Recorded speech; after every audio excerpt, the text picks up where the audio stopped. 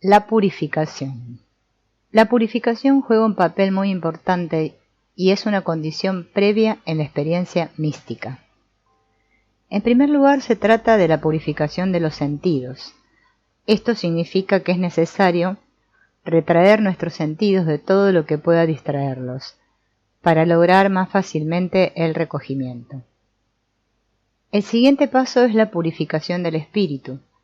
Lo mismo que antes, nos ayuda a desprendernos de nuestros pensamientos e imágenes. En tercer lugar, se trata de la purificación de la voluntad. Exige de nosotros desistir de nuestros deseos e intenciones siempre y cuando se interpongan en nuestro recogimiento. Si logramos estar en sintonía con estos movimientos, logramos la purificación de los sentidos, del espíritu y de la voluntad al mismo tiempo. En consonancia con los movimientos del espíritu, accedemos a esta entrega en recogimiento que nos hace libres interiormente y nos vuelve uno con todos y todo lo demás. El sentido. Sentido significa está a mi medida, sirve a mi crecimiento y desarrollo. Cuando hablamos de sentido nos referimos a una meta hacia la cual nos dirigimos. ¿Qué sentido tiene para nosotros? Todo lo que el espíritu piensa con respecto a nosotros, todo lo que es real porque lo piensa, exactamente así como lo piensa. En ese pensar y de la forma como lo piensa, inicia un movimiento, ese que tiene sentido para nosotros. Así pues, el sentido es personal. Todo ser humano tiene un sentido que le es propio y es tal como ha sido pensado para él. Al seguir este sentido, tal como está destinado para nosotros, permanecemos en sintonía con el espíritu y con el movimiento del espíritu. ¿Cómo logramos que nuestro comportamiento con otras personas tenga sentido? Permaneciendo con lo que tiene sentido para nosotros y asintiendo a lo que tiene sentido para los otros, aunque sea diferente a lo que tiene sentido para mí. ¿Cuándo damos sentido a algo o a alguien? Cuando respetamos y honramos el sentido propio en nosotros y en otros. Estar en sintonía con el sentido. A menudo nos preguntamos, ¿qué tiene sentido para mí y de dónde viene ese sentido? ¿Viene de nosotros? ¿Puede venir de nosotros? Este sentido viene de afuera, viene del espíritu. Espíritu es el que conoce. Tenemos un espíritu con el que conocemos, pero detrás de nuestro espíritu obra otro espíritu, un espíritu que conoce y reconoce todo. Aristóteles, en su libro sobre el alma, busca hallar la causa, saber qué es este espíritu. ¿Qué hace este espíritu? Dice, este espíritu conoce. ¿Qué conoce? Lo conoce todo. ¿Por qué lo conoce todo? Porque todo es y todo existe solamente porque lo piensa. Piense lo que piense, se hace realidad. Surge porque este espíritu lo piensa. ¿De qué manera está ahí? Exactamente como lo piensa. Pero no solo está ahí, todo lo que está haciendo está en movimiento. Al ser pensado, es lanzado a un movimiento, al que le corresponde tal como el espíritu lo piensa. Este movimiento tiene sentido para lo que está haciendo. Cuando hacemos estas reflexiones sobre nosotros mismos, nos preguntamos ¿qué tiene sentido para mí? Para mí tiene sentido que me quede exactamente en el movimiento, que el espíritu ha pensado para mí. Tiene sentido lo que me lleva a ese movimiento y lo que me mantiene en ese movimiento tal y como el espíritu lo piensa para mí. Lo nuevo. ¿A dónde nos lleva un conocimiento? Siempre conduce a un movimiento. El conocimiento inicia un movimiento y lo continúa. También lo corrige y le da una dirección diferente, una nueva dirección. Un conocimiento esencial permanece cerca del ser y de su movimiento, Por eso siempre es un conocimiento nuevo, crea algo nuevo y lo pone en movimiento. Gracias al movimiento, nuestro espíritu puede llegar a comprobar hasta qué punto ese movimiento logra que algo continúe y establece hasta qué punto lo nuevo perdura, y perdura hasta que el próximo conocimiento inicie el nuevo movimiento. Lo nuevo comienza, pues, con una comprensión. Eso quiere decir que se inicia con un conocimiento que da paso a algo nuevo, que exige algo nuevo y que se manifiesta en un movimiento nuevo. Todo lo nuevo está en movimiento. Nos lleva consigo en un movimiento. ¿En qué movimiento? Nos lleva consigo en un movimiento del espíritu. Nos lleva en un movimiento creador. Nos une en una forma creadora con el espíritu. Cuanto más puro sea nuestro conocimiento, tanto más puro será este movimiento y tanto más extenso su efecto. Cuanto más puro es este conocimiento y más puramente seguimos su movimiento, más puramente nos lleva este espíritu en su movimiento, hasta el punto que su movimiento y el nuestro apenas se diferencian, como si fueran un solo movimiento. El tiempo. Los movimientos del espíritu son lentos, tienen tiempo. A veces queremos adelantarnos a este tiempo y perdemos la sintonía con el tiempo verdadero, el tiempo pleno. Este tiempo es pleno porque todo lo que llega a su meta es arrastrado por él a dicha meta. Aunque este tiempo nos parezca largo y lento, lo consigue todo a su debido tiempo. Todo lo que según los movimientos del espíritu hará efecto plenamente cuando el momento sea adecuado y posible. Por lo tanto, si vamos con los movimientos del espíritu, esperamos hasta que ocurra lo que están moviendo. Así vemos que a menudo algo llega a su meta en el último momento, cuando el tiempo se ha cumplido y es pleno. Tenemos que confiar en este movimiento. Pone constantemente a prueba nuestra confianza hasta que aprendamos a esperar relajados, aunque el tiempo aparentemente nos presione. Nos presiona si queremos adelantarnos a él. Pero como el espíritu siempre lleva a cabo lo que piensa, siempre llega a la meta, pero a su tiempo, a su debido tiempo, al tiempo pleno. ¿Cómo manejamos el tiempo? Permanecemos entregados a él sabiendo que nos precede, que nos guía si esperamos con él. Esperar y andar es aquí lo mismo.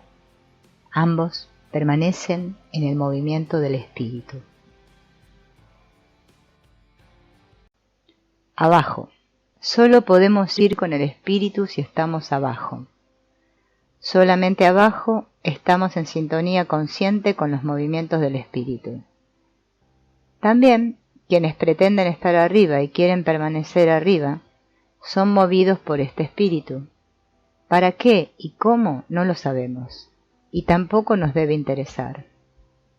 Cuanto más profundo entramos en sintonía consciente con los movimientos del espíritu, sobre todo cuando dichos movimientos nos atrapan irresistiblemente y nos arrastran hacia sí, más nos sentimos abajo.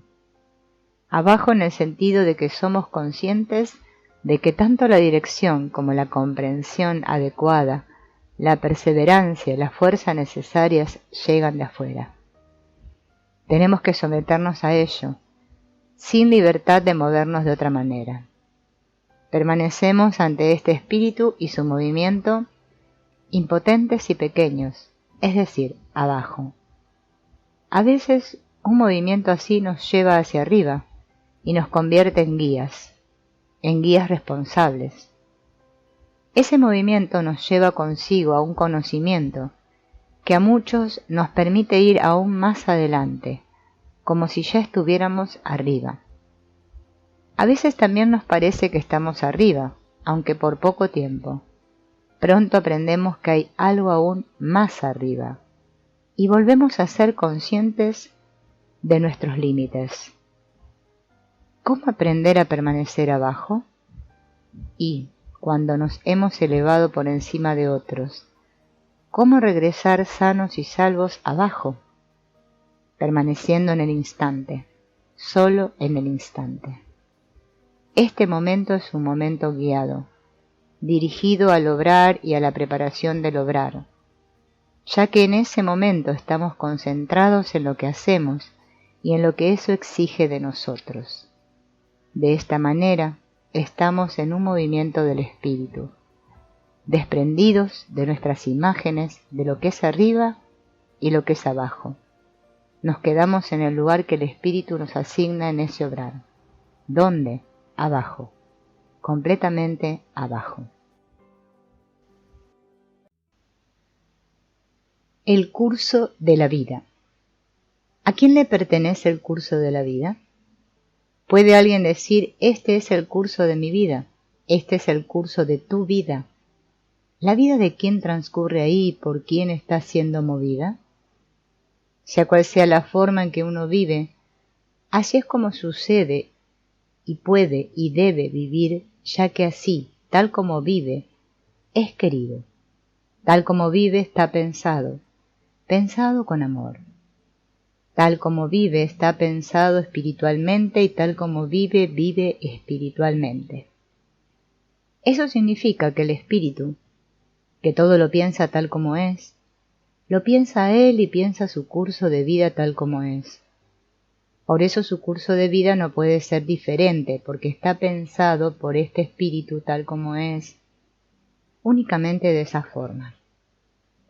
Espiritual es, por lo tanto, todo tal como es, exactamente tal como es. Sea cual sea el curso de nuestra vida, está pensado como es, está pensado espiritualmente. ¿Puede un curso de vida ser más espiritual que otro? Ambos han sido pensados por el mismo espíritu.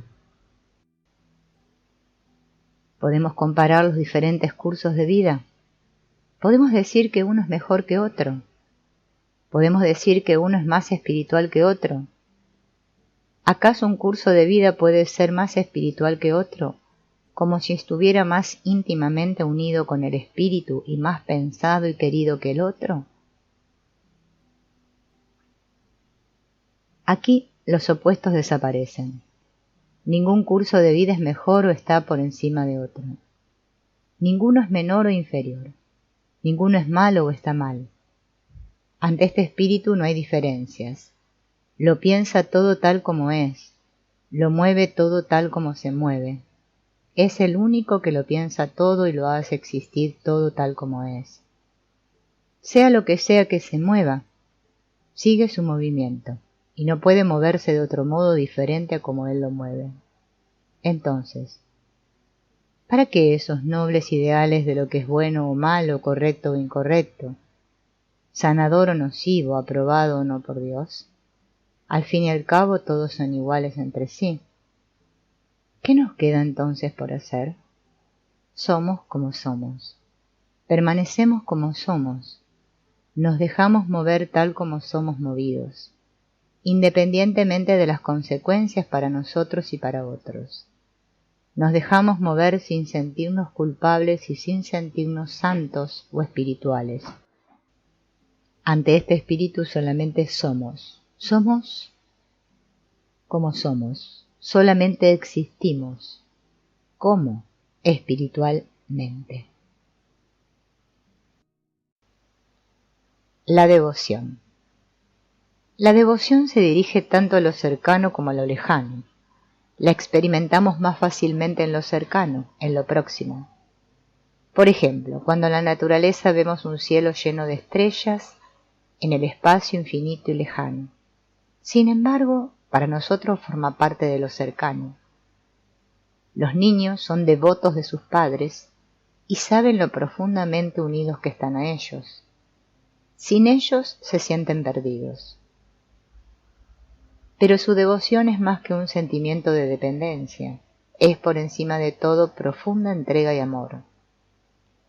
Muchas veces lo que aparentemente se manifiesta como opuesto a ese amor, resulta ser otra cara del amor. Mirándolo más a fondo, esa otra cara del amor es el dolor y la frustración de no tener en los padres ese amor que ellos quieren y necesitan. Para los niños sus padres son lo cercano decisivo. Los niños, desde muy temprana edad, son educados en la religión de sus padres, en sus imágenes y costumbres. Aprenden a rezar y a ser devotos ante algo más grande. Sus imágenes religiosas quedan estrechamente unidas a las imágenes de los padres. Más tarde seguimos sujetos a esas imágenes. Luego aparecen otras personas de las cuales dependemos. Por ejemplo, la pareja, los amigos y muchos otros seres humanos que nos ayudaron de una manera especial, casi como los padres. Desarrollamos frente a ellos los mismos sentimientos que teníamos cuando éramos niños, tanto hacia nuestros padres como hacia Dios. Son sentimientos de dependencia, de veneración y de temor. Estos sentimientos son como un deseo de vinculación con esas personas. Intimamos con ellas y permanecemos dependientes de ellas de una manera inadecuada, tanto para ellas como para nosotros. Esa sensación de intimidad nos separa de algo que está más allá de ellas. Y en realidad a ese algo que está más allá le corresponde nuestra devoción, nuestro miedo, nuestra entrega y nuestro amor. ¿Cómo accedemos a esa entrega y a ese amor? ¿Cómo los recuperamos cuando los perdemos de vista y nos hemos apartado de ellos? Distanciándonos de las personas que para nosotros ocuparon el lugar de esto último, y si la intimidad fue muy estrecha, despidiéndonos de ellas. Esta despedida tiene un precio, el mismo que pagamos cuando nos desviamos de eso último. Y esta despedida se logra cuando exige de nosotros lo mismo que nos exigió el distanciamiento de esto último. El costo de este precio es la purificación, que nos vuelve a reunir con lo lejano y nos devuelve la devoción. Esto último que tan fácilmente olvidamos y excluimos cuando nuestra devoción, nuestra expectativa y nuestro temor se orientaron hacia lo más próximo y hacia otras personas.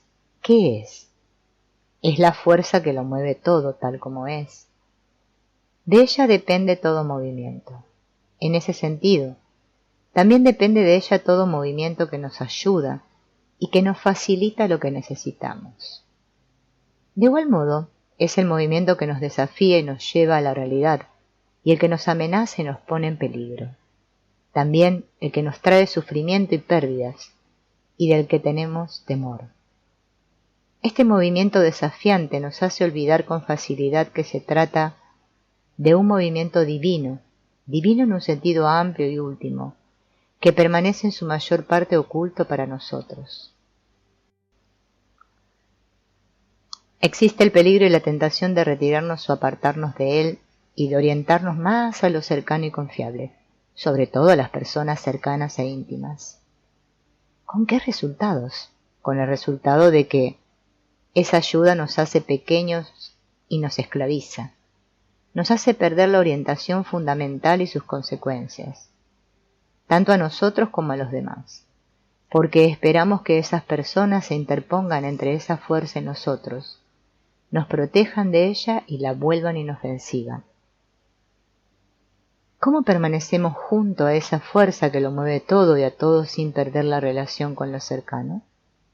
¿Cómo mantenemos la relación con lo cercano sin perderla con esa fuerza que todo y a todos mueve? Viendo siempre en lo cercano el obrar de lo último. Perdemos el contacto con esa fuerza cuando miramos solamente lo bueno y prometedor o el perjuicio y sufrimiento que recibimos de otras personas. Sobre todo,